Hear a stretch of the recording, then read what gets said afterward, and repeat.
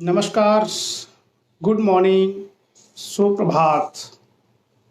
ओम श्री ब्रह्मानंदाय नमः। ओम श्री केशवानंदाय नमः। स्वागत है आप सभी लोगों का मॉर्निंग सेशन में। और कल हम लोगों ने भारत के भूगोल की श्रृंखला आरंभ की थी, जिसमें हम लोग भारत की बेसिक जो विशेषताएं हैं उनकी बात की थी, और फिर भारत का जो प्राकृतिक विभाजन है उसकी हम लोगों ने चर्चा की थी। और खास करके हिमालय के बारे में हम लोगों ने कुछ डिस्कशन किए थे और कहा था कि एक दिन और हम लोग हिमालय के लिए देंगे, ताकि हम जो भी ज्योग्राफी हम लोग करें वो स्पष्टता के साथ होती चली जाए। मनीष लोधी राजपूत है हमारे बीच में, अनीश कुमार, अंजलि राजपूत, पद्मेश लोधी जी, हेमलता लोधी, धर्मेंद्र राजपूत जी, लोधी चंद्रेश नरवरिया, संतोष राजपूत जी, ओम प्रकाश राजपूत जी, लोधी लाला भैया सिंह, रामचंद्र वर्मा जी, प्रमोद लोधी, संतोष राजपूत, वीरेंद्र राजपूत जी, सौरभ लोधी जी, लोधी भारत राजपूत, पद्मेश लोधी जी, गीतिका राजपूत, शिव मोहन सिंह लोधी जी, चंद्र प्रताप सिंह, सौरभ लोधी, और राजपूत केशव, अनीश राजपूत, गुड मॉर्निंग अनीश, शिवम राजपूत, राम लखन राजपूत, श्याम राजपूत जी, धर्मेंद्र राजपूत जी लखनऊ से, Manju Dayal, Dharmendra Singh Verma advocate, Mahendrapal Rajput ji, Girish Bharat, good morning, Om Prakash Rajput ji, Lodhi Shailendra Rajput ji, Shiv Singh Rajput, सुप्रभात शिव सिंह, मनोज वर्मा जी, लोधी पुनीत राजपूत, गुड मॉर्निंग पुनीत, रमेश सिंह लोधी जी दादरी से, लोधी दिग्विजय सिंह जमसारा, मनोज वर्मा, वीरेंद्र राजपूत जी बदायूं से, सत्येंद्र वर्मा लोधी,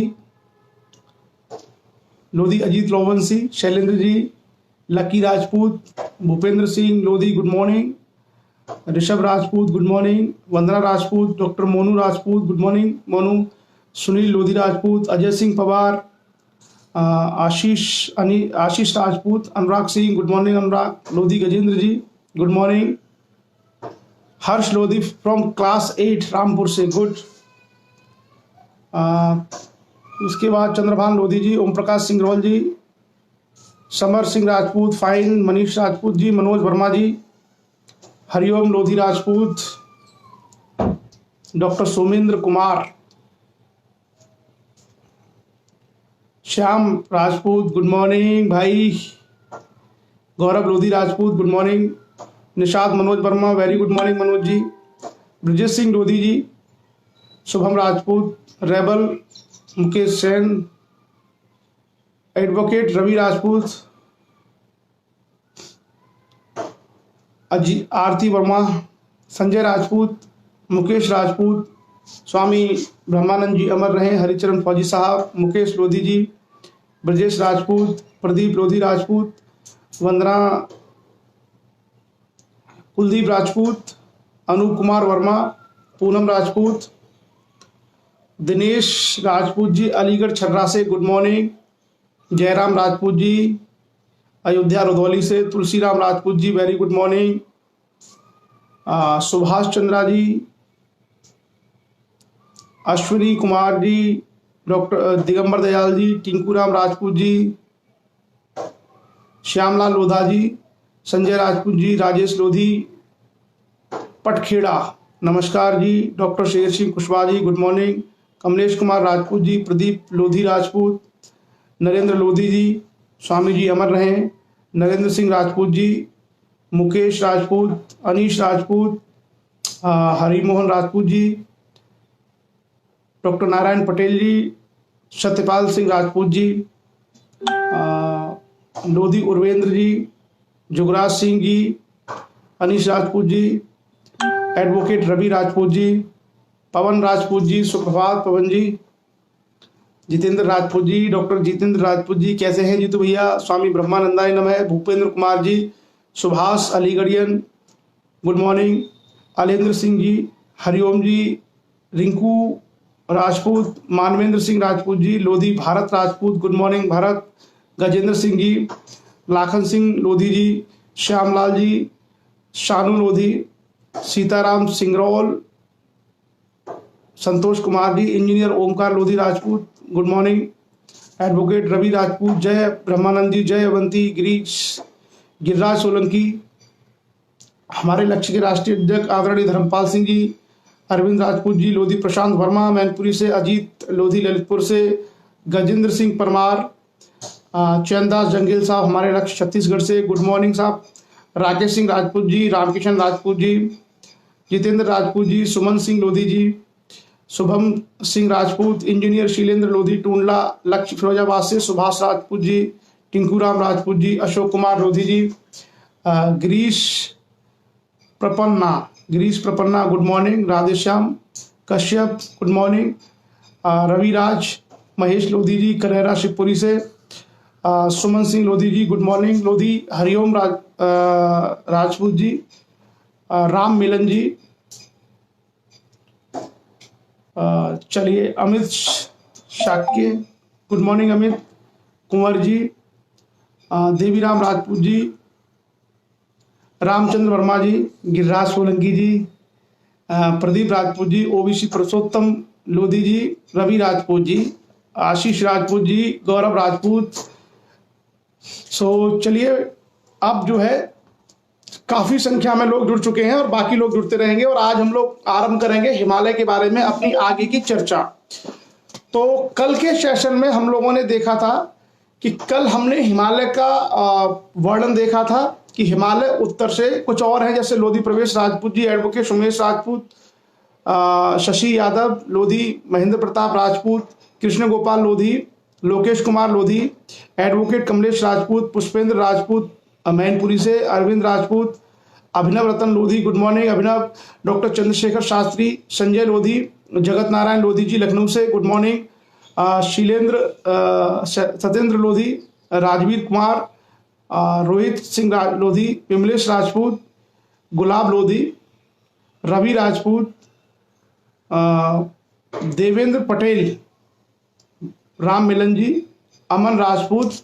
सो चलिए स्वागत है आप सभी लोगों का और बाकी लोग जुड़ते रहेंगे उनका भी स्वागत है। दिनेश, श्वेता सिंह जी गुड मॉर्निंग, दिनेश जी, इंदर सिंह जी, देवेंद्र लोधी जी, वेद राजपूत जी, राजीव राजपूत जी हमारे मैनेजर साहब हैं बैंक में, उनका भी स्वागत है, गुड मॉर्निंग।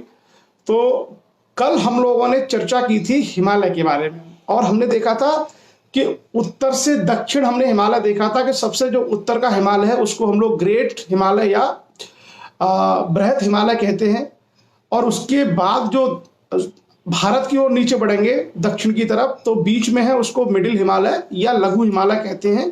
उसका एक नाम शिवालिक हिमालय भी है और सबसे जो भारत की ओर का हिस्सा, जैसे हम घुसते हैं हिमालय की तरफ जब इस साइड से जाएंगे दिल्ली से, तो सबसे जो बाहर वाला हिस्सा इसको बाहर वाला बोलते हैं, तो इसको आउटर हिमालय कहा जाता है। इस हिमालय की हमने पूरी चर्चा कल की थी कि किस तरीके से सबसे जो उधर वाला हिमालय है जिसको हम लोग ग्रेट हिमालय कहते हैं वो सबसे ऊंची चोटियों वाला हिमालय है, जिसमें हमने कई सारी चोटियों की चर्चा की थी और उसमें अधिकांश जो उसकी हाइट 20,000 फीट से ऊपर है और बर्फ से ढकी रहती हैं, जैसे नंगा पर्वत है, आपका एवरेस्ट है, इन सब की हमने कल चर्चा की थी। उस हिमालय के बाद जो बीच वाला हिमालय है उसको हम लोगों ने शिवालिक कहा था और उसमें बहुत सुंदर जो है शहर है शिवालिक में, जैसे हमने कल चर्चा की थी कि शिमला है, दार्जिलिंग है, इस तरह के जो बड़े बड़े जो शहर है उनकी हमने कल चर्चा की थी कि ये मिडिल हिमालय का हिस्सा है। उसके बाद हमने आउटर हिमालय में देखा था कि देहरादून जैसी जो घाटियां हैं, उपजाऊ घाटियां, ये आउटर हिमालय पड़ता है। ये हिमालय का उत्तर से और दक्षिण वर्गीकरण है, उत्तर उसके बाद मिडिल उसके बाद सबसे दक्षिण, ये हिमालय का वर्गीकरण है उत्तर से दक्षिण के रूप में। उसी तरीके से हिमालय का एक क्षेत्रीय विभाजन और होता है और जैसा हमने कहा था कि उसकी चर्चा हम लोग कल के सेशन में करेंगे। वो वर्णन है उसका पश्चिम से पूर्व की ओर।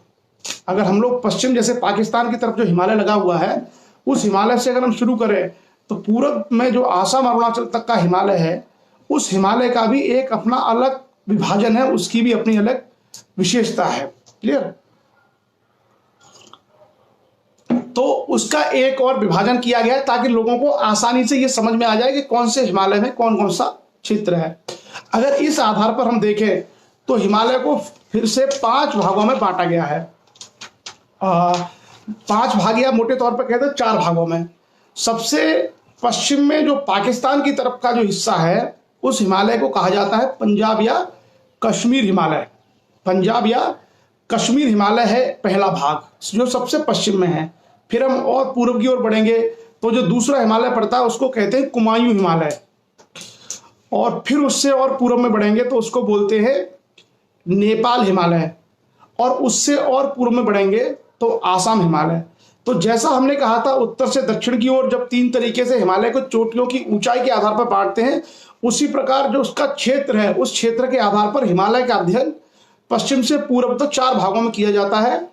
पंजाब या कश्मीर हिमालय, कुमायूं हिमालय, नेपाल हिमालय और आसाम हिमालय। अगर हम इस तरीके से इसकी व्याख्या कर लेंगे तो पूरा हमारा हिमालय का जो पोर्शन है वो लगभग क्लियर हो जाएगा। तो अब हम चर्चा करते हैं सबसे पहले पंजाब हिमालय से। जो पंजाब हिमालय है या जो कश्मीर हिमालय है ये सबसे पश्चिमी भाग है हिमालय का, और सिंध नदी से लेके सतलज नदी के बीच का एरिया। सिंध नदी मैंने आपसे कहा था कि पाकिस्तान में बहती है। अब तो सिंध नदी के बॉर्डर से शुरू करें और भारत में पंजाब में एक नदी है जिसका नाम है सतलज। सिंध और सतलज नदियों के बीच का जो क्षेत्र है उस क्षेत्र को कहा जाता है पंजाब हिमालय या कश्मीर हिमालय। इसकी कुल जो चौड़ाई है वो 560 किलोमीटर है। 560 किलोमीटर के आसपास इसकी कुल चौड़ाई है। आपको पता होगा कि जो सिंध है, सिंध और सहायक उसकी जो सहायक नदियां हैं इन्हीं के माध्यम से पंजाब का निर्माण हुआ है। पंजाब का मतलब ये बेसिकली 5 नदियों का क्षेत्र, उसी से बना है पंजाब शब्द। तो 5 नदियां कौन सी थी सिंध के बाद? जैसे सिंध नदी सबसे पश्चिम में बहती है, उसके बाद इधर हम बढ़ेंगे भारत की ओर तो झेलम, झेलम नदी, और झेलम से और आगे बढ़ेंगे तो फिर चिनाब।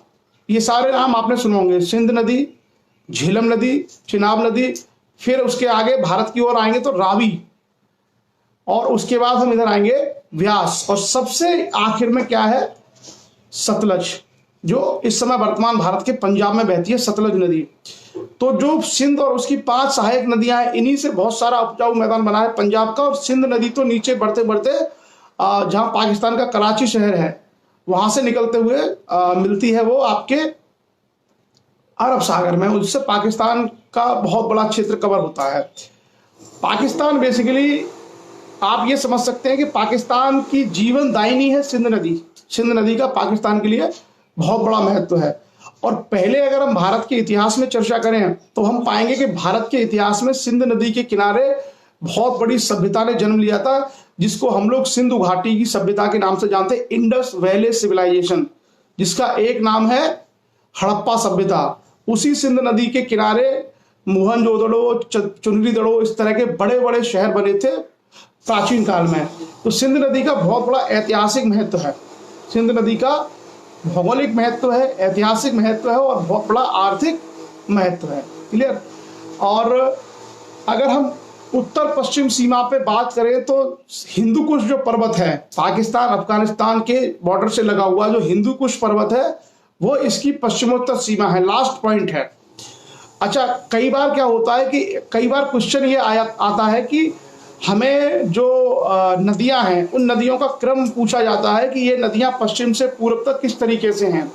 जैसे अगर हम सिंध से शुरू करें तो सिंध नदी से लेकर के पश्चिम से पूर्व तक उनका क्रम क्या है? जैसे सिंध नदी है, फिर झेलम है, फिर चिनाब है, फिर रावी है, फिर व्यास है, फिर सतलज है। तो कई बार लोगों को कंफ्यूजन होता है कि हम कैसे याद करें। तो मैं आपको एक कोड बता दे रहा हूं, आप लोग उस कोड को चाहे तो लिख सकते हैं, चाहे तो बाद में इसको सुन करके उस कोड को आप लोग याद कर लीजिए। तो हमेशा आपको वो नदियों का क्रम याद रहेगा कि सबसे पश्चिम में कौन सी नदी है और उसके बाद आगे बढ़ते बढ़ते कौन सी नदियां हैं। कोड है, हम लोग हमारा अपना मतलब इस तरीके से हम लोग बना लेते तैयारी में ताकि कुछ चीजें याद रह जाएं। कोड है सिंध झेलते चली रास्ते में ब्यास मिली। ये हम लोग ऐसे पढ़ाई की तैयारी में जब यूपीएससी की तैयारी करते थे तो बना लेते थे, सिंधु झेलते चली रास्ते में ब्यास मिली। तो सिंधु झेलते चली का मतलब क्या है? सिंधु हो गई एक नदी सबसे पश्चिम में, झेलते चली मतलब झेलम। सिंधु झेलते चली मतलब चिनाब, रास्ते मतलब रावी, में ब्यास मिली ब्यास, और ब्यास के आखिर में सा है तो सतलज। तो आप अगर इसको याद रखेंगे, सिंध झेलते चली रास्ते में ब्यास मिली, तो आपको सिंध के बाद में ये सारा क्रम आपको याद हो जाएगा, ये सारा क्रम आपको हो जाएगा क्लियर। और ये लोधी पीके प्रेमी ने भी एक बना दिया है कोड, अगर आप चाहें तो उसको भी याद कर सकते हैं, क्योंकि हम लोगों को कई बार क्या होता है कि बहुत सारे जब फैक्ट्स होते हैं तो बहुत सारे तथ्यों को याद कर पाना कभी कभी थोड़ा मुश्किल होता है। तो ये मैंने आपको इसलिए बताया कि ये जो ट्रिक्स हैं जिसमें हम कुछ लोग कुछ छोटे छोटे फॉर्मूले बना लेते हैं, तो आप सब लोग भी छोटे छोटे फॉर्मूले बना करके चीज़ों को याद करना आरंभ कीजिए। इससे क्या होगा कि वो चीज़ें बहुत आसानी से हो जाएगी क्लियर। सो अभी बोर्ड की हमारे पास एडवोकेट रवि अभी बोर्ड नहीं है, अभी हम लोग इसी तरीके से चर्चा कर रहे हैं और बाद में आगे चर्चा करेंगे। उसके बाद आगे हम अगर कश्मीर हिमालय की बात करें तो जास्कर और पीर पंजाल जैसी बड़ी महत्वपूर्ण श्रेणियां इसी में आती हैं। जास्कर श्रेणी और पीर पंजाल श्रेणी ये दोनों इसी का हिस्सा है। और नंगा पर्वत की जो सबसे ऊंची चोटी है K2 वो भी इसी हिमालय में आती है, जिसको हम लोग कश्मीर हिमालय या पंजाब हिमालय कहते हैं। उसके अलावा अगर आप देखेंगे तो कांगड़ा, लाहौल स्पीति, मानसरोवर, राकासताल झीलें भी थैंक यू इसी में आती हैं। कांगड़ा, लाहौल स्पीति जैसे बड़ी जगह और मानसरोवर झील, राकासताल झील, जहां से बहुत सारी नदियां निकलती हैं। जैसे आपने देखा होगा कि जो ब्रह्मपुत्र नदी है और जो सिंध नदी है ये दोनों एक ही जगह से निकलती हैं। आप ये देखना, अगर सिंध नदी का हम सबसे दूर का पॉइंट देखें भारत में और भारत से, और जो ब्रह्मपुत्र नदी है उन दोनों का अगर हम सबसे दूर का पॉइंट देखें ब्रह्मपुत्र और सिंध का, तो मालूम है आपको आश्चर्य होगा, सिंध नदी बहते बहते पाकिस्तान में चली जाती है और ब्रह्मपुत्र नदी बहते हुए तिब्बत से होते हुए घूम के आती है अरुणाचल से और फिर आसाम में होते हुए मिलती है बंगाल की खाड़ी में। अब आप आश्चर्य करना, सिंध नदी और ब्रह्मपुत्र दोनों एक ही जगह से निकलती है, मतलब एक ही मानसरोवर झील से निकलती है तिब्बत में।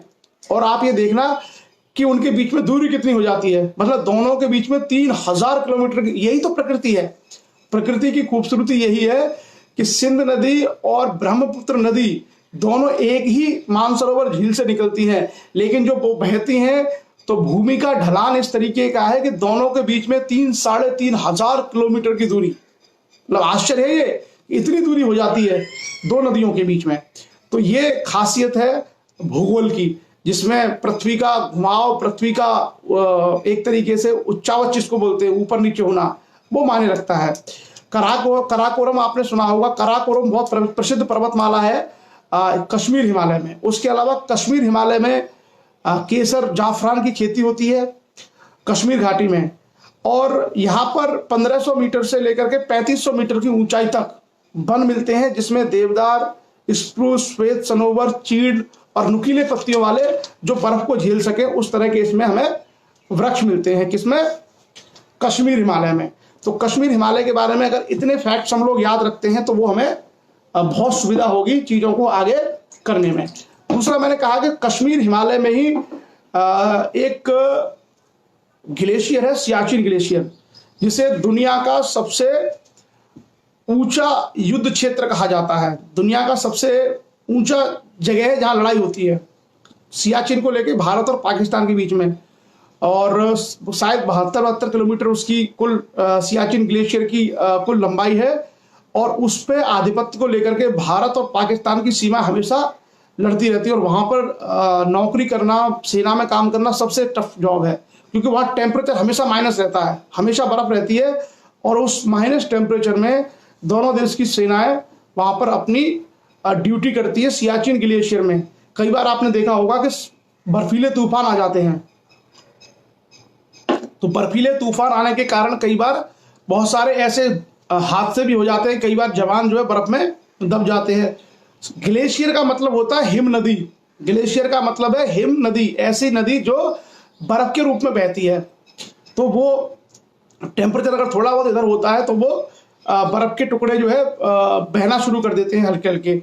इवन अगर आप कभी भी जाएंगे पहाड़ी क्षेत्रों में तो आपको बहुत सारे ग्लेशियर मिलेंगे, और खास करके जब आप घूमने जाएंगे, बद्रीनाथ, केदारनाथ, इस एरिया में आप घूमने जाएंगे, और आप यदि मार्च अप्रैल के महीने में अगर आप जाते हैं तो आपको जगह जगह रास्ते में ग्लेशियर मिल सकते हैं। मतलब एक जमी हुई नदी होती है वो बर्फ से, और जब जैसे जैसे तापमान बढ़ता है वो पानी के रूप में पिघल करके बहने लगती है, तो उसी को हम लोग कहते हैं ग्लेशियर। तो कश्मीर हिमालय में बहुत सारे ग्लेशियर्स हैं, और वहां पर बर्फ से ढकी हुई ज्यादातर चोटियां और पहाड़ी पर्वत श्रृंखलाएं हैं, ज्यादातर बर्फ से ढकी हुई। जैसा मैंने कहा कि K2 जो है, जो भारत की सबसे ऊंची चोटी है, वो गिलगिट बाल्टिस्तान क्षेत्र है। गिलगिट बाल्टिस्तान क्षेत्र है, उसी गिलगिट बाल्टिस्तान क्षेत्र में वो पड़ती है। क्लियर? सो ये था हमारा कश्मीर हिमालय। अब उसके बाद हम आगे बढ़ते हैं और आगे आता है कुमायूं हिमालय। तो ये जो विभाजन किया गया है पश्चिम से पूर्व का हिमालय का, ये नदियों के आधार पर है कि दो नदियों के बीच के क्षेत्र को नाम दे दिया कश्मीर हिमालय। जैसे सिंध नदी से लेकर के और सतलज नदी के जो बीच का क्षेत्र है, इसका नाम दे दिया कश्मीर या पंजाब हिमालय। जब इससे हम पूर्व की ओर बढ़ेंगे सतलज नदी से, तो सतलज नदी से लेकर के काली नदी के बीच के क्षेत्र को कहते हैं कुमायूं हिमालय। सतलज नदी से लेकर के काली नदी के बीच के क्षेत्र को कहा जाता है कुमायूं हिमालय। तो काली नदी बेसिकली क्या है? काली नदी उत्तराखंड से निकलती है, नेपाल के कई क्षेत्र से, और वो उत्तराखंड के लास्ट बॉर्डर से निकलते हुए नीचे तक आती है, और उत्तर प्रदेश में आकर के कुछ नदियों में वो उनका निर्माण करती है, वो है काली नदी।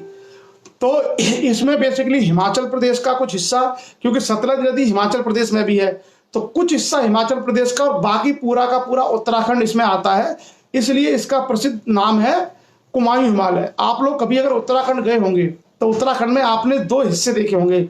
उत्तराखंड दो मंडलों में बटा हुआ है, एक है गढ़वाल मंडल, एक है कुमायूं मंडल। तो जो गढ़वाल मंडल है, गढ़वाल मंडल में, गढ़वाल हिमालय में कम पेड़ पौधे हैं और ऊंचे ऊंचे पहाड़ हैं, और आप अगर कुमायूं हिमालय में जाएंगे तो आपको अधिक बड़े मतलब अधिक हरियाली मिलेगी, पेड़ पौधे आपको कुमायूं हिमालय में अधिक मिलेंगे। इसमें आपको जो कुमायूं हिमालय है उसमें नंदा देवी है, कामेत है, त्रिशूल है, केदारनाथ है, बद्रीनाथ है, गंगोत्री है, यमुनोत्री है, ये सब आपको इसी में मिलेगा। रुद्रप्रयाग है, देवप्रयाग है, कर्णप्रयाग है, आपका जो पंच प्रयाग है, पंच केदार है, विष्णु प्रयाग है, ये सब आपको यही मिलेगा।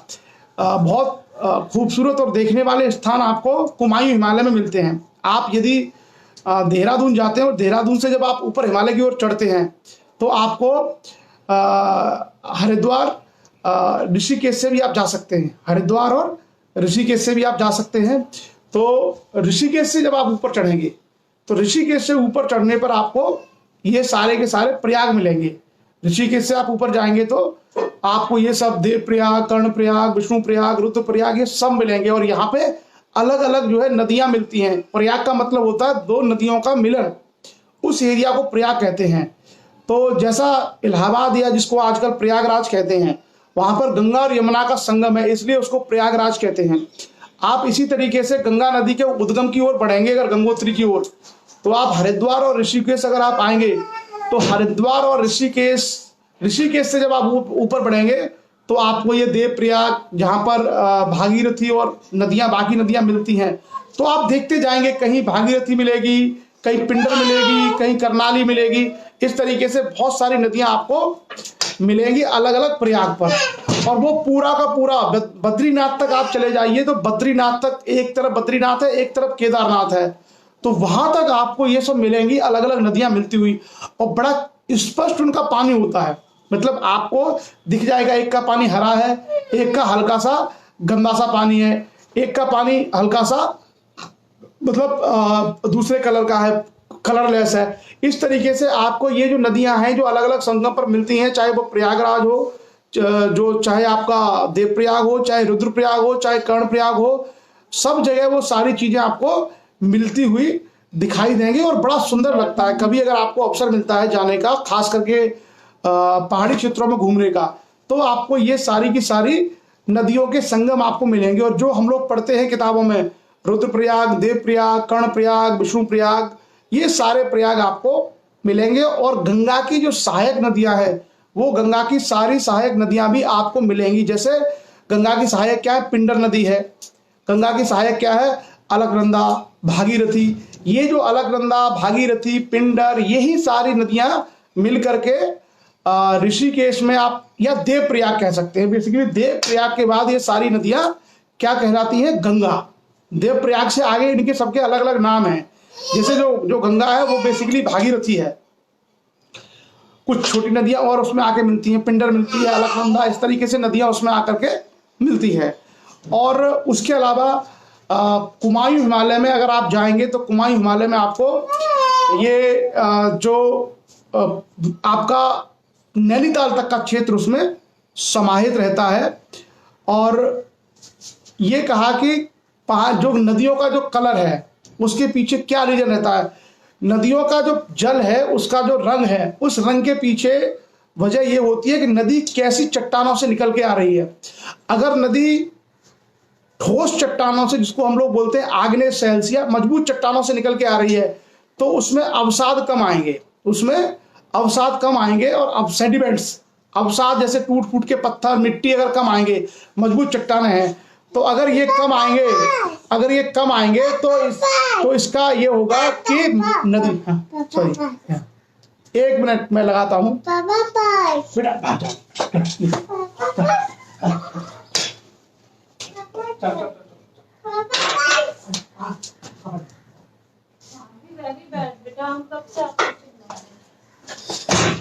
सॉरी। जो नदियां हैं उन नदियों का मजबूत चट्टानों से निकल के आएगी तो उसमें अवसाद कम होंगे, उसमें मिट्टी कम होगी, तो ऐसे में उसका जल स्वच्छ होगा। और जिस नदी का जल स्वच्छ होगा उस नदी का के ऊपर जो परछाई आ रही होगी उसी परछाई के आधार पर उसका कलर तय होता है। साथ ही साथ क्या होता है कि हिमालय की जो नदियां हैं अपने साथ में बहुत सारे ऐसे क्षेत्रों को कवर आती हैं जिसमें तमाम जड़ी बूटियां इत्यादि मिक्स रहती हैं। किसी में कोई गंधक के पहाड़ से गुजरती है, कहीं अलग अलग जो खनिज है उनसे होकर के हिमालय की नदियां गुजरती हैं। इस कारण से हिमालय की जो नदियां हैं उनके जो कलर्स हैं वो अलग अलग हैं। अगर कोई नदी कच्चे चट्टानों से निकलेगी, जिसमें मिट्टी ज़्यादा है, कच्ची चट्टानें हैं, तो उसका क्षरण ज़्यादा होगा और ऐसे में उसका पानी थोड़ा गंदा सा हो जाएगा। और ये आप जो प्रयाग है वहाँ स्पष्ट देख सकते हैं। आप अगर जो प्रयागों को आप देखना चाहें, पंच जो प्रयाग हैं, वहाँ पर जहाँ जहाँ जो नदी मिल रही है आपको बिल्कुल क्लियर उनके कलर हैं, एकदम आपको मिल जाएगा कि ये यहाँ पर इसका ये मिलता है क्लियर। बाकी आपको कुमायूं हिमालय में आपको बहुत सारी जगह जैसे भीमताल, नौकुचिया ताल, ये सारी की सारी चीजें आपको बड़े बड़े मतलब अच्छे अच्छे तीर्थ स्थल भी आपको देखने को मिल जाएंगे। इसके अलावा हिमालय के इस क्षेत्र में आपको खेती के बारे में एक और बड़ी जानकारी मैं दे दूं कि सीढ़ीनुमा खेती होती है। सीढ़ीनुमा खेती इस एरिया में आपको बहुत सारी सीढ़ीनुमा खेती, और महुआ जो होता है, मड़ुआ की खेती है, धान की खेती है और तमाम तरह की खेती इसमें होती है। और जो इसके तलहटी वाले एरिया हैं जैसे हल्द्वानी है, देहरादून का एरिया है वहाँ पर, या रामनगर का एरिया है, वहाँ पर आपको बड़ी अच्छी खेती भी यहाँ मिलती रहेगी। अच्छा, कश्मीर हिमालय में आपको मैं बताना भूल गया था, कश्मीर हिमालय जो है उसमें, कश्मीर हिमालय में सेब, एप्पल जो है उसकी खेती होती है, उसमें सेब की खेती होती है कश्मीर हिमालय में, कश्मीर के हिस्से में भी और हिमाचल के हिस्से में भी।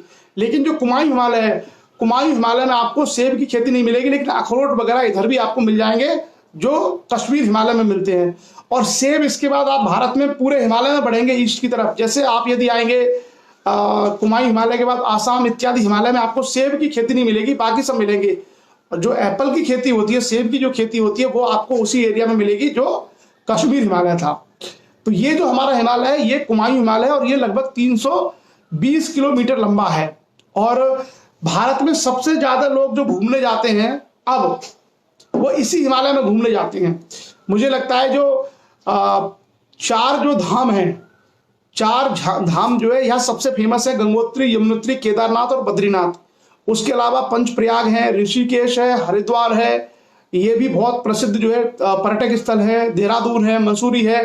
तो भारत में अब, पहले कश्मीर में लोग ज्यादा जाते थे घूमने, अब हिमालय में, और नैनीताल है इसी का, कुमायूं हिमालय का हिस्सा, तो सबसे ज्यादा लोग अब घूमने जाते हैं हिमालय के इसी एरिया में। ये सबसे बड़ा इस समय पर्यटन के स्थल है भारत में हिमालय क्षेत्र का। उसके बाद हम आगे बढ़ते हैं नेपाल हिमालय। और नेपाल हिमालय का नाम नेपाल हिमालय इसलिए रखा गया है कि इसमें पूरा हिस्सा नेपाल का कवर है, लेकिन कुछ भारत का भी आता है। अधिकांश हिस्सा इसका नेपाल का इसके अंतर्गत आता है, लेकिन इसमें भारत का भी हिस्सा है। काली नदी, जहां से हमने कहा था कि उत्तराखंड और नेपाल के बॉर्डर पे जो काली नदी है, काली नदी से हम आगे बढ़े और जहां नेपाल खत्म होता है वहां पर एक नदी पड़ती है तीस्ता। तो काली नदी और तीस्ता नदी के बीच का जो हिस्सा है उसको कहते हैं नेपाल हिमालय। काली नदी और तीस्ता नदियों के बीच के हिस्से को कहा जाता है नेपाल हिमालय। तो इसमें लगभग पूरा का पूरा नेपाल इसमें कवर है, और भारत के भी नेपाल के निचले वाले हिस्से हैं वो कवर है। अच्छा, एक और चीज मैं आपको बताऊं कि नेपाल का जो दक्षिणी हिस्सा है उसमें बहुत ज्यादा पहाड़ नहीं है, कुछ प्लेन लैंड भी उसमें है। और भारत का उत्तर प्रदेश, खास करके गोरखपुर से ऊपर अगर आप जाएंगे तो महाराजगंज और ये श्रावस्ती इत्यादि जिले हैं। और इधर पीलीभीत, जो पीलीभीत से अगर आप शुरू करेंगे तो पीलीभीत से लेकर के गंगा के जो नेपाल की जो तराई है उसमें आप बढ़ते जाइए। पीलीभीत है, लखीमपुर खीरी है, श्रावस्ती है, महाराजगंज है। ये जो सारे के सारे जिले हैं उत्तर प्रदेश के, ये लगते हैं नेपाल की सीमा से। ये तराई वाले एरिया है, लेकिन यहाँ पहाड़ बहुत नहीं है, पर जंगल बहुत है। इस एरिया में जंगल बहुत हैं। और यहीं पर बड़ा प्रसिद्ध जो है नेशनल पार्क है यूपी में, एक दुधुवा नेशनल पार्क, लखीमपुर खीरी, नेपाल के बिल्कुल दक्षिण में है। उसके हम आगे बढ़ेंगे तो नेपाल और आगे तक जाता है। और जो भारत का बिहार राज्य है, बिहार राज्य का उत्तरी हिस्सा भी कवर होता है किससे? नेपाल से टच होता है। तो जैसे आपने सीता जी का नाम सुना होगा, जनकपुर जगह जो पड़ती है वो नेपाल में है, और जनकपुर के दक्षिण का हिस्सा भारत में पड़ता है, जिसको मिथिलांचल भी भारत में कहा जाता है। वह मैथिली भाषा बोली जाती है, उस एरिया में मैथिली भाषा बोली जाती है। शायद उनके जो नाम है आप लोग देख लेना, बिहार का कौन कौन से जो है जिले उससे टच होते हैं। तो उस एरिया में कुछ प्लेन लैंड भी है। तो वहां तक एक नदी है तीस्ता रिवर। तो उत्तराखंड के बॉर्डर की काली नदी से लेकर के तीस्ता नदी तक का जो एरिया है वो सारा क्षेत्र कहलाया जाता है नेपाल हिमालय। और इसका नाम नेपाल हिमालय इसलिए रखा गया है क्योंकि इसमें पूरा का पूरा नेपाल ही शामिल है, भारत के हिस्से बहुत कम हैं। और नेपाल, तिब्बत, सिक्किम, ये सारे एरिया इसमें कवर होते हैं। नेपाल के पीछे जो तिब्बत का एरिया है वो भी इसमें कवर होता है। और विश्व की सबसे ऊंची जो चोटी है वो इसी में है, जैसे एवरेस्ट, कंचनजंगा, मकालू, धौलागिरी, ये सारी की सारी जो वो है वो इसी के अंतर्गत आती हैं। अन्नपूर्णा पर्वत है, ये सब इसी में आता है। उसके अलावा मोची, काशी, बागमती, गंडक, कर्णाली, ये सारी नदियां भी इसी में आती हैं। और काठमांडू घाटी, काठमांडू वैली का नाम आपने सुना होगा। नेपाल में काठमांडू, जो नेपाल की राजधानी है, उसको काठमांडू घाटी कहते हैं। और भारत में दार्जिलिंग, इंडिया में जो दार्जिलिंग है वो भी इसी का हिस्सा है। तो दार्जिलिंग अगर कभी आप घूमने जाएंगे तो दार्जिलिंग जाने के लिए आपको जाना पड़ेगा, अगर आप हवाई जहाज से जाना चाहते हैं तो दिल्ली से आपको एक एयरपोर्ट पड़ता है बागडोगरा। वेस्ट बंगाल में एक एयरपोर्ट है बागडोगरा। आप बागडोगरा हवाई अड्डे उतरेंगे और वहां से आप जाएंगे दार्जिलिंग के लिए। 2-2.5 घंटे में आप वहां से दार्जिलिंग पहुंच सकते हैं। दार्जिलिंग बेसिकली हिल स्टेशन है और चाय के बागानों के लिए फेमस है भारत में। दार्जिलिंग वेस्ट बंगाल, पश्चिम बंगाल का हिस्सा है। और दार्जिलिंग से ऊपर होते हुए आप सिक्किम में निकल जाते हैं गंगटोक वगैरह के लिए। तो जो ये हिमालय है, इसमें सिक्किम का जो भारत वाला हिस्सा है वो इसके अंतर्गत आता है, और जो दार्जिलिंग वेस्ट बंगाल का हिस्सा है वो इसमें आता है। तो ये जो सारी की सारी चीजें हैं वो हमारा नेपाल हिमालय का हिस्सा है, जिसमें बड़ी बड़ी पर्वत चोटियां, जैसे मैंने कहा एवरेस्ट इसी में आती है। और बहुत सारी नदियां जो भारत में आती हैं वो इसी में आती हैं। और एक जो चीज है वो सबसे ये कहा लोधी, क्या हरदौल पथरिया, नहीं, दार्जिलिंग वेस्ट बंगाल में आता है, आसाम में नहीं है। दार्जिलिंग जो शहर है वो आसाम में नहीं है, वेस्ट बंगाल में, पश्चिम बंगाल में आता है। तो ये जो सारा क्षेत्र है, भारत के लिए इसका क्या महत्व है? भारत के लिए इसका महत्व यह है कि नेपाल से बहुत सारी नदियां भारत में आती हैं। जैसे मैंने कहा गंडक, जो गंडक नदी है, जो सरयू नदी है ना अयोध्या में आपकी, वो सब वहीं से आ रही है, नेपाल से। तो नेपाल से बहुत सारी नदियां भारत में प्रवेश करती हैं, जिसमें मैंने कहा सबसे प्रसिद्ध है तीस्ता रिवर। तीस्ता रिवर आप जाएंगे तो वेस्ट बंगाल में बहुत व्यापक रूप है तीस्ता का, सिक्किम में भी है, वेस्ट बंगाल में तीस्ता का बहुत बड़ा स्वरूप है तीस्ता नदी का। वो उस एरिया की एक तरीके से लाइफ लाइन आप उसको कह सकते हैं। और इसका एक जो फायदा ये भी होता है कि सिंचाई के लिए पर्याप्त मात्रा में जल मिल जाता है, लेकिन बाढ़ के खतरे भी बने रहते हैं इस एरिया में। खास करके जो बिहार में जो बाढ़ें आती हैं, बिहार में जो बाढ़ आती हैं उसका एक बड़ा कारण यही है कि जो नेपाल की तरफ से जो नदियां आती हैं, उन नदियों में बरसात के मौसम में क्या है, पानी अथाह हो जाता है। मतलब ऊपर हिमालय में बारिश हुई तो सारा पानी हिमालय में तो रुकेगा नहीं, बह करके नीचे आ जाता है। तो इसलिए आपने देखा होगा गंडक वगैरह में हमेशा बाढ़ आ जाती है बरसात में। गंडक नदी है आपके वहां पर बिहार में, और कई सारी जो नदियां हैं उनमें आपने देखा होगा कोसी रिवर है, कोसी रिवर है, उसमें आपने अक्सर देखा होगा कि बाढ़ आती रहती है। तो ये जो हमारा हिस्सा है वो है नेपाल हिमालय। और नेपाल हिमालय के बाद आगे बढ़ेंगे और सबसे जो पूर्वी भाग है उसको हम लोग बोलते हैं आसाम हिमालय। तो आसाम हिमालय में बेसिकली नेपाल की जो तीस्ता रिवर थी, उस तीस्ता रिवर से हम आगे बढ़ेंगे और जहां तक ब्रह्मपुत्र है, ब्रह्मपुत्र अरुणाचल में होकर के एंटर करती है इंडिया में और ऐसे जाके घूम के आती है, नामचा बारवा एक स्थान है, वहां से टर्न लेती है वो ब्रह्मपुत्र रिवर। तो वहां एक गॉर्ज बनाती है और फिर वो पश्चिम की ओर बहने लगती है। जो ब्रह्मपुत्र नदी है उसकी खासियत ये है कि ब्रह्मपुत्र पहले पूर्व की ओर बहती है, जहां से निकलती है वहां से पहले वो पूर्व दिशा में जाती है तिब्बत में होते हुए, और बहते बहते एक जगह उसमें एक मोड़ आता है और उस मोड़ से नामचा बारवा नामक स्थान है अरुणाचल प्रदेश में, वहां से वो यूं जाकर के ऐसे टर्न मारती यू टर्न और फिर वो पश्चिम की ओर बहने लगती है और भारत के जो आसाम राज्य से होते हुए वो नीचे तक पहुंचती है। तो बड़ा इंटरेस्टिंग उसका रूट है, अगर आप देखेंगे ना ब्रह्मपुत्र नदी का रूट में तो बहुत इंटरेस्टिंग है, वो पूरी की पूरी तरीके से अपनी डायरेक्शन चेंज करती है। तो ये जो हिमालय है आसाम हिमालय, ये आसाम हिमालय इसी तीस्ता रिवर से लेकर के जो नेपाल के आखिर में जो पड़ती है सिक्किम के बॉर्डर पे, उस नदी से लेकर के और बाकी जो ब्रह्मपुत्र तक का एरिया है, एक तरीके से जो उधर बच गया पूर्व में, वो सारे के सारे क्षेत्र को हम लोग कहते हैं आसाम हिमालय। आसाम हिमालय इसका नाम इसलिए रखा है क्योंकि आसाम सबसे बड़ा और प्रसिद्ध राज्य है। बेसिकली इस हिमालय में ही हमारे सारे जो नॉर्थ ईस्ट के राज्य हैं, अरुणाचल प्रदेश, आसाम, मेघालय, मिजोरम, त्रिपुरा, नागालैंड, ये सारे के सारे राज्य इसी में कवर होते हैं, इसी हिमालय में। और इस हिमालय में बेसिकली मैंने कहा जैसे कि दिहांग नदी या ब्रह्मपुत्र नदी प्रसिद्ध है, उसके अलावा आपको मणिपुर में लोकटक झील, मणिपुर में एक लोकटक झील है बहुत प्रसिद्ध। उसके अलावा म्यांमार के साइड में जो हिमालय चला जाता है उसका नाम है अराकान योमा।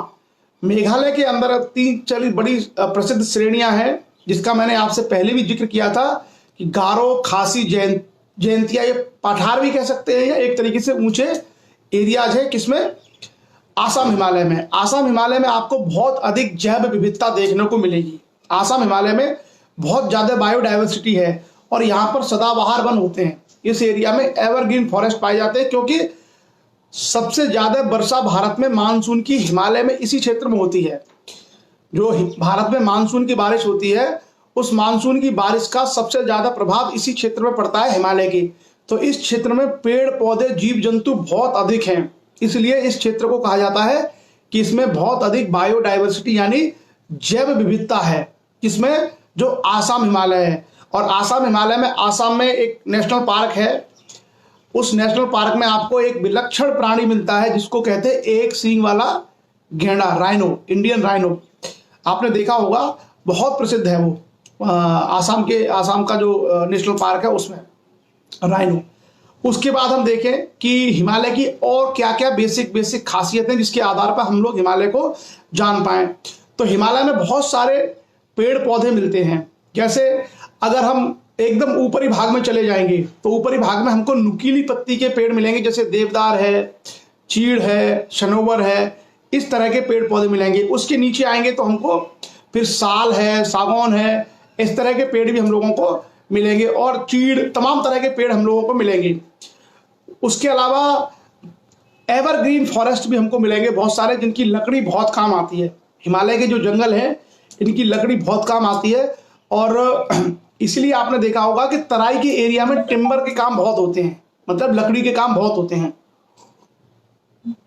आप जैसे देखना देहरादून में लकड़ी का काम बहुत होता है, क्योंकि उसके ऊपर बहुत सारा जंगल है हिमालय का। हिमालय में बहुत जंगल है। या आप आ जाएंगे रामनगर, तो रामनगर में लकड़ी का काम बहुत होता है। हल्द्वानी आप आएंगे, हल्द्वानी के पास में, या आप बरेली देखिए, जो बरेली का एरिया है, जैसे आपने सुना होगा कि उल्टे बांस बरेली को, या बरेली के बांस आपने खूब सुना होगा। ये बड़ी वजह यही है कि उस एरिया में आगे चल के बहुत सारे जंगल है, तो इस कारण से यहाँ पर लकड़ी उद्योग विकसित हुआ है। चाहे देहरादून है, चाहे बरेली है, वहां पर बड़ी संख्या में लकड़ी उद्योग को विकसित होने का अवसर मिला है, क्योंकि वहां पर रॉ मटेरियल यानी जो कच्चा माल है लकड़ी के रूप में बहुत बड़ी उसमें उपस्थित है।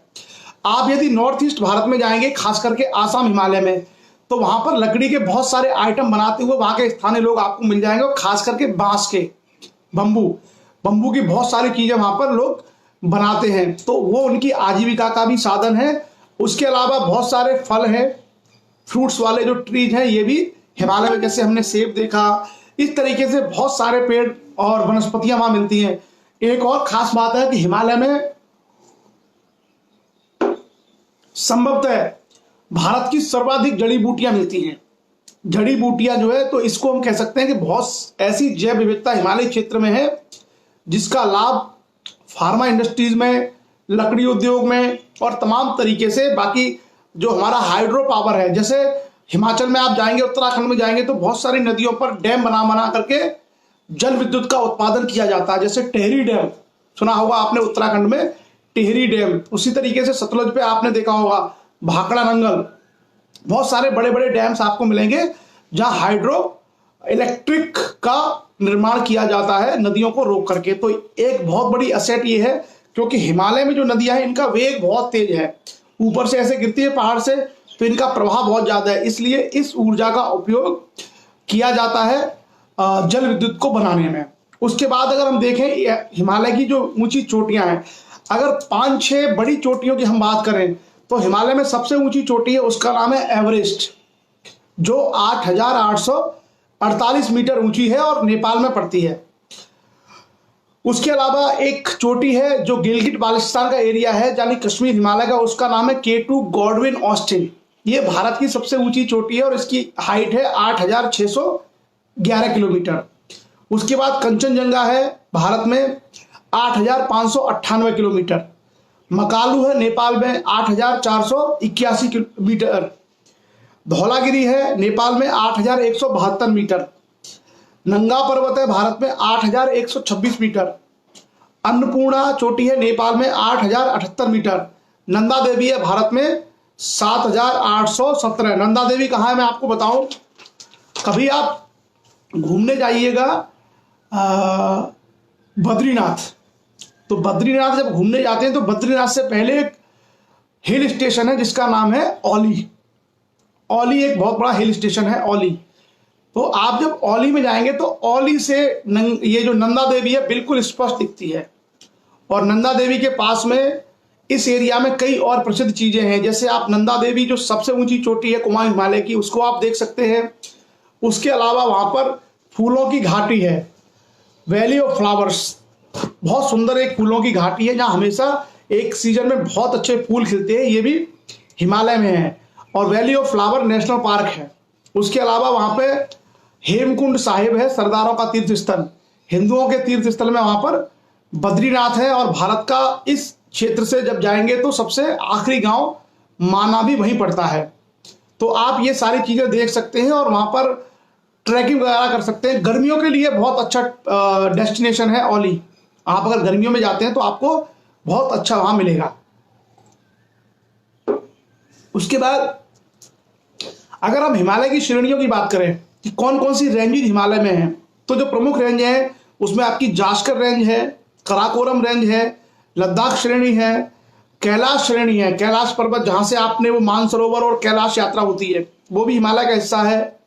और पीर पंजाल श्रेणी है, धौलाधर श्रेणी है, गढ़वाल, कुमायूं, ये सारी की सारी रेंजेज हैं जिसके आधार पर हिमालय में अलग अलग चीजें हम लोगों को दिखाई देती हैं। ये सब आप लोगों ने सुनी होंगी और ये सारी की सारी चीजें आप एक तरीके से प्रतियोगी परीक्षाओं के माध्यम से इनको क्लैरिटी के साथ आप जान भी सकते हैं और समझ भी सकते हैं।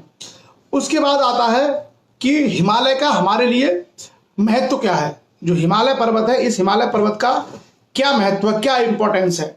तो सबसे पहले हिमालय जो है, अच्छा, ये लोधी लाला भैया सिंह ने कहा है कि नंदा देवी से रिलेटेड क्वेश्चन MPPSC में पूछा गया है 2016 में।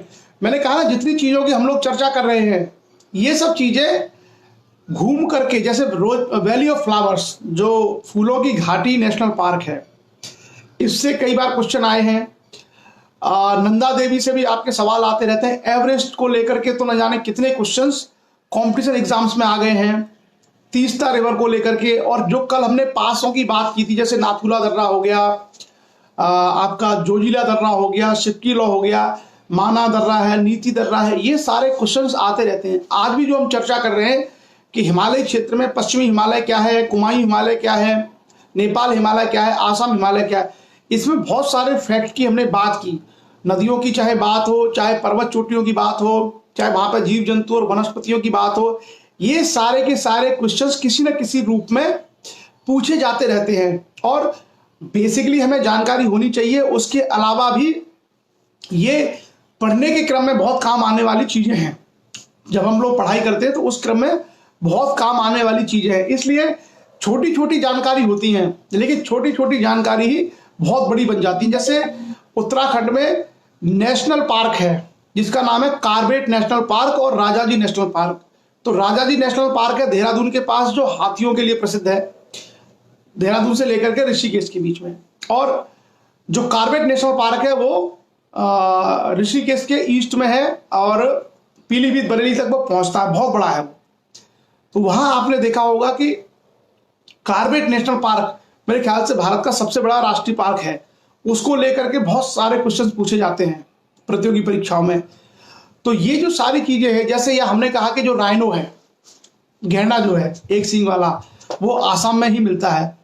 तो इस तरीके से कभी कभी ये पूछा जा सकता है कि वो कहाँ मिलता है, किस एरिया का है,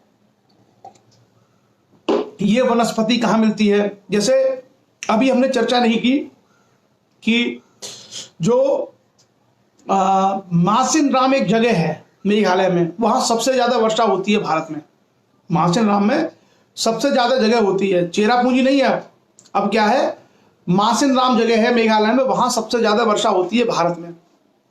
तो इस तरह की जो चीजें हैं, इस तरह के जो क्वेश्चंस हैं, वो कभी कभी हमारे प्रतियोगी परीक्षाओं में आते रहते हैं और उनकी जानकारी हम लोगों को होनी चाहिए एरिया वाइज।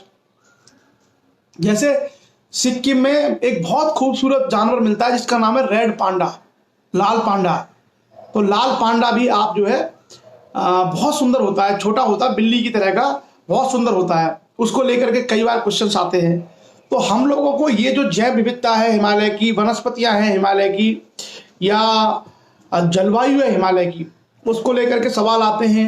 नदी तंत्र है, उस नदी तंत्र को लेकर के बहुत सारे क्वेश्चंस भी प्रतियोगी परीक्षाओं में पूछे जाते रहते हैं। जैसे कहा ना, आसाम का जो पार्क है उसका नाम है काजीरंगा नेशनल पार्क, काजीरंगा राष्ट्रीय उद्यान। आगे अगर हम चर्चा करें और ये देखें कि हिमालय का हमारे लिए महत्व क्या है, भारत के लिए क्या इंपॉर्टेंस है हिमालय की, तो हिमालय का महत्व यही है कि सबसे पहले तो हिमालय उधर से आने वाली हवाओं को रोकता है। बेसिकली जो बर्फीली हवाएं आती हैं उन हवाओं में एक दीवार का काम करता है और भारत की जलवायु को संतुलित करने का कार्य करता है। कौन? हिमालय। एक तो हिमालय की विशेषता ये है, मैं बताऊंगा किस तरीके से जलवायु को ये प्रभावित करता है। दूसरा, हमारी नेचुरल बाउंड्री, एक तरीके से हमारी प्राकृतिक सीमा का कार्य भी हिमालय करता है। आप देखिए, हिमालय को पार करना इतना आसान नहीं है, हिमालय को पार करना इतना आसान नहीं है, इसलिए भारत हमारी नेचुरल सुरक्षा प्रदान करता है। हालांकि अब सेनाओं के पास अत्याधुनिक उपकरण है, तमाम तरह की मशीनें बन चुकी है, तो थोड़ा सा आवागमन संभव हो गया है, लेकिन फिर भी आप हर जगह से एंट्री नहीं कर सकते, खास करके ऊंची ऊंची चोटियों से होकर के आप घुस नहीं सकते। तो भारत के लिए प्राकृतिक सीमा रक्षा का कार्य करता है नेपाल, ये हिमालय। इसमें बहुत सारे जो है एक तरीके से सुरक्षा होती है भारत की। लेकिन ऐसा नहीं है कि उस एरिया से आक्रमण नहीं हुए। आपने देखा होगा कि मंगोल और मध्य एशियाई लोग इसी हिमालय के क्षेत्र से ही घुसते हुए भारत तक पहुंचे और भारत को कई बार युद्धों का सामना करना पड़ा। लेकिन फिर भी एक सुरक्षा भारत को प्राकृतिक रूप से मिली हुई है। किसके माध्यम से? दूसरा, जलवायु के लिए सबसे बड़ा फैक्टर है हिमालय। आप लोगों को मैं बताऊं, जैसे मानसून है, तो मानसून बेसिकली उठता है अरब सागर से, हिंद महासागर से, अरब सागर से। और हिंद महासागर अरब सागर से उठ करके उसकी जो डायरेक्शन है वो चलता है दक्षिण पूर्व की ओर। किधर चलता है? दक्षिण पूर्व की ओर। तो दक्षिण पूर्व की ओर वो डायरेक्शन करके मानसून आगे बढ़ता है। जैसे आप मान के चलिए कि दक्षिण पूर्व डायरेक्शन का मतलब आप समझ लीजिए कि अरब सागर से उठ करके वो केरल के रास्ते होते हुए तमिलनाडु और इनके ऊपर से होते हुए बंगाल की खाड़ी, और बंगाल की खाड़ी से फिर ऊपर उठते हुए नॉर्थ ईस्ट में प्रवेश करता है। और जो मानसून है, ये मानसून बेसिकली बादलों के रूप में आगे बढ़ता है हवाओं के साथ में, और आगे बढ़ते बढ़ते ये टकराता है किसमें? नॉर्थ ईस्ट में जो हिमालय है उससे। और नॉर्थ ईस्ट हिमालय में जाकर के जब टकराता तो बारिश करता है उस क्षेत्र में। और क्योंकि हिमालय की उधर ऊंचाई ज्यादा है, तो ये जो बादल हैं ये हिमालय को पार नहीं कर पाते। तो ये क्या है, फिर हिमालय को जब पार नहीं कर पाते तो हिमालय के सहारे सहारे चलने लगते हैं किधर? नेपाल की तरफ, उत्तराखंड की तरफ, कश्मीर की तरफ। तो ये जो बादल हैं, मानसून के जो बादल हैं, ये बादल बेसिकली इनकी डायरेक्शन चेंज हो जाती है और ये फिर बढ़ने लगते हैं पश्चिम और उत्तर की ओर। पश्चिम और उत्तर की दिशा में ये चलने लगते हैं और फिर हिमालय के रीजन्स में ये बारिश करते चले जाते हैं। तो मानसून जब जाता है बंगाल की खाड़ी से और अरब सागर से उठता हुआ भारत के ऊपर बारिश करता हुआ, तो पूर्वोत्तर भारत में टकराता है, नॉर्थ ईस्ट इंडिया में। और नॉर्थ ईस्ट इंडिया में खूब सारी बारिश करता है, मेघालय में, त्रिपुरा में, इस सारे क्षेत्र में, बंगाल में। आप देखना कि वो जो सबसे ऊंची श्रृंखलाएं हैं हिमालय की, उसको पार नहीं कर पाता और उसकी दिशा बदल जाती है और वो हिमालय के सहारे सहारे हवा ऊपर चढ़ने लगती है बादल वाली, उसके साथ बादल जाते हैं और बारिश करते चले जाते हैं। इसलिए आप देखेंगे कि जब हम हिमालय में पूरब से पश्चिम की ओर बढ़ेंगे, यानी आसाम की तरफ से, और हम बढ़ेंगे कश्मीर की ओर, तो बारिश कम होती चली जाएगी, क्योंकि बादलों की इंटेंसिटी कम होती चली जाएगी। जो ही बादल ऊपर चढ़ रहे हैं वही बरसते बरसते बरसते बरसते वहां पहुंचेंगे तो रास्ते भर में बरसते चले जाएंगे। इसी कारण से पूर्वोत्तर भारत से और हम पश्चिम हिमालय की ओर बढ़ते हैं तो बारिश कम होती चली जाती है। और हिमालय की चोटियां इतनी ज्यादा ऊंची हैं कि उसको वो पार नहीं कर पाता। कौन? बादल। इसलिए आप देखेंगे कि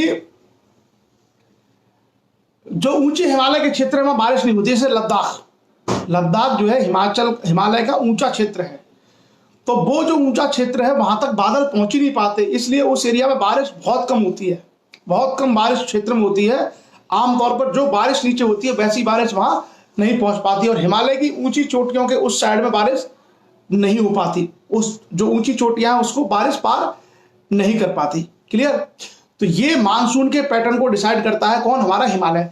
दूसरा, हिमालय से टकराने के बाद बादल उल्टे भी भागते हैं। जैसे आपने देखा होगा कि जो उत्तर प्रदेश है या हरियाणा का एरिया है या जो इस तरह का जो क्षेत्र है बिहार वगैरह का इत्यादि में भी वो बादल फिर बारिश करते रहते हैं, क्योंकि बादल बहुत बड़ी मात्रा में होते हैं और वो हिमालय के सहारे सहारे चढ़ते हैं, टकराते हैं और बारिश करते रहते हैं। क्लियर?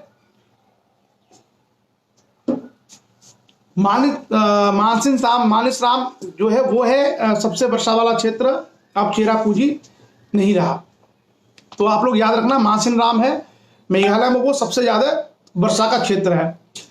उसके अलावा जो हिमालय का महत्व है, उसके अलावा हिमालय का महत्व है कि हमें बहुत सारी जड़ी बूटियां हिमालय से मिलती हैं। जैसे मैंने कहा ना, मेडिसिन वगैरह के लिए बहुत सारी जड़ी बूटियां हिमालय से मिलती हैं। इसी कारण से ऋषिकेश वगैरह में आप जाएंगे तो आपको ऋषिकेश वगैरह में बहुत सारी फार्मा कंपनियां हैं जहां मेडिसिन का निर्माण होता है। बहुत सारी फार्मा कंपनीज हैं ऋषिकेश वगैरह में।